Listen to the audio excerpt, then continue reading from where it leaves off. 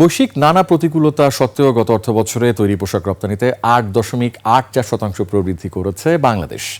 এ সময় মোট রপ্তানি আয় দাঁড়িয়েছে ৩৯.৩৫ বিলিয়ন মার্কিন ডলার।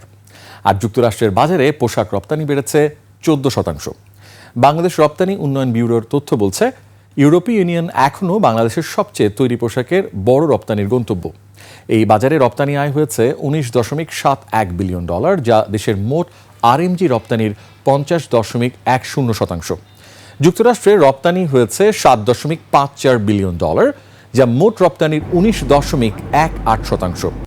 কানাডা ও যুক্তরাজ্যে রপ্তানি হয়েছে যথাক্রমে ১.৩০ বিলিয়ন এবং ৪.৩৫ বিলিয়ন ডলার।